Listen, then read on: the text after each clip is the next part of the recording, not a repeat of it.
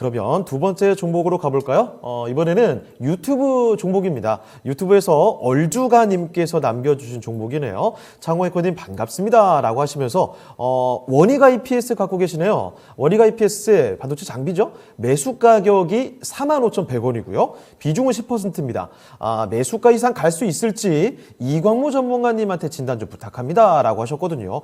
자, 원익 IPS 매수 가격을 보면 지난해 매수하신 것 같아요. 12월이라든지 아니면 뭐 10월, 뭐 9월 이 정도에 매수하신 게 아닌가 생각이 드는데 조금 답답한 흐름 이어가고 있습니다. 자, 그러면 원익 IPS 앞으로의 전망은 긍정적으로 볼 수 있는지, 매수가 이상 바라볼 수 있는지 살펴보도록 하죠. 자, 이광무 전문가님, 원익 IPS입니다. 매수가 이상 뭐 괜찮습니까? 좀 시간은 좀 들겠지만은 매수가 회복은 할 수 있을 것 같습니다. 예. 일단은 원익 IPS 이 종목 주가 차트 보면서 좀 과거의 이 뉴스들 좀 살펴보도록 하겠는데, 예. 주가를 보시게 되면은 지난해 연말과 상반기 초반 때까지 움직임이 상당히 좋았었습니다.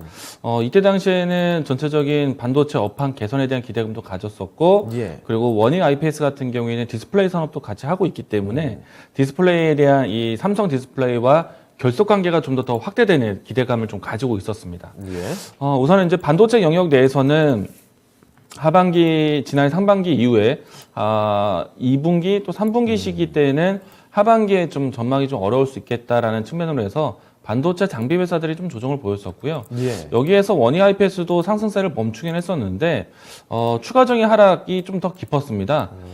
과거에는 이 당시에 올라왔을 때는 이 디스플레이 산업에 대한 기대감이 좀 올라왔거든요. 그래서 원익 IPS는 이 반도체만 보는 것이 아니라 디스플레이 산업까지 같이 보셔야 됩니다. 일단 이 기억에는요, 예. 3월 달까지 해서 원익 IPS가 이 삼성의 세메즈의 이 디스플레이 사업 일부분을 좀 이 인수하기로 계획이 네. 좀 되었었다가 인수가 결렬이 됐습니다. 예. 사실은 뭐 인수가 무산되는 것을 긍정적으로 보는 파트도 있었어요. 왜냐면은 세메즈의 기존에 있었던 앞으로 계속 투자가 되는 산업 부분을 가져오는 것이 아니라 네. 세메스에서 이제 OLED에 집중하고 OLED 이외에 대한 산업에 대해서는 원익 IPS가 가져오는 것이었기 때문에 예. 어떻게 보면 원익 IPS가 앞으로 뭐 신성장에 대한 기대감 크지 않을 수 있다라는 좀 걱정이 있었거든요. 네. 근데 이제 저는 이때 당시에 오히려 세메즈의 사업 부분 인수를 아주 좋게 봤습니다. 왜냐면은 삼성 디스플레이의 이 디스플레이 투자가 굉장히 공격적이기 때문에 예. 원익 IPS가 디스플레이 산업을 가져온다? 그러면 삼성과의 결속력이 훨씬 더 클 것이다라고 봤어요. 이 부분들이 이제 주가가 반영됐다라고 생각이 되는데 결렬되고 난 다음에 한 차례 정도는 이 좀 불필요한 사업 부분이었다라는 해석도 있었지만은 네. 결과적으로는 그 이후부터 해서 꾸준하게 하락을 했습니다. 뭐 업황에 대한 둔화도 있었고 디스플레이 투자에 대한 부분들도 지연되기도 했었고 하지만 지금의 위치 정도까지 본다라면은 저는 이 종목이 모멘텀을 좀 반납하더라도 정상적인 위치였다라면은 그래도 45,000원 위치까지는 있어야 되지 않을까라고 생각을 하거든요. 네. 조금은 추가적인 시장에 대한 소외감이 있었기 때문에 주가 하락이 좀 깊었다고 생각되고요. 그러면 이 종목에 대한 모멘텀은 앞으로 어떤 걸 봐야 되느냐?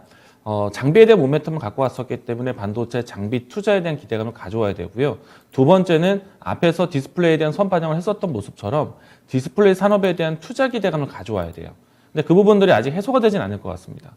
왜냐하면 디스플레이에 대한 투자가 지금은 물론 차량용 전장화에 대한 관심이 높아지고 있지만 차량용 전장화에 대한 높아지는 파트가 LG 쪽에 집중력이 높기 때문에 삼성 디스플레이에 대한 공간은 아직까지는 좀 적을 것 같아요. 네. 그러면 삼성 디스플레이가 공격적인 마케팅 투자에 대한 부분들이 진행될 때까지는 원익 IPS에 대한 움직임이 좀 답답하지 않을까.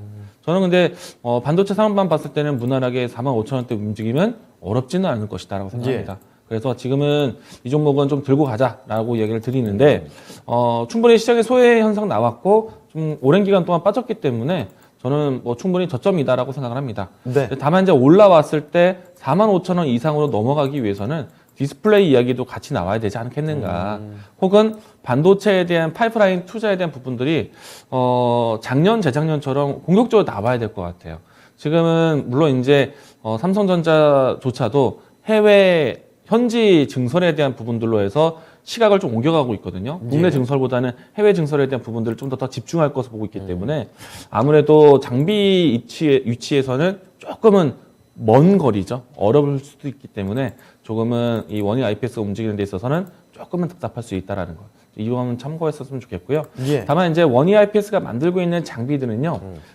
반도체 영역에서도 중요한 영역입니다. 그리고 디스플레이 쪽에서도 핵심적인 영역을 가지고 있어요. 예. 그래서 업황에 대한 개선에 대한 뉴스만 조금만 도와준다라면은 주가 움직임은 상당히 빠를 수도 있다. 예. 그래서 지금은 답답한 구간이 있긴 하지만은 업황에 대한 기대감 뉴스를 좀 기다려 보시고 매수가 위치에서는 일단은 회복은 할 것인데 예. 저는 이 종목 매수가 위치에서는 비중을 좀 줄여놨다가 다시 한번 4만 원 선 아래로 내려왔을 때 이때 예. 위치에서 다시 모아가신다라면은 좀 안정적인 가격대를 가져갈 수 있지 않을까. 이와 같이 좀 전략적으로도 비중 관리 좀 하셨으면 좋겠다라고 얘기드리겠습니다. 네.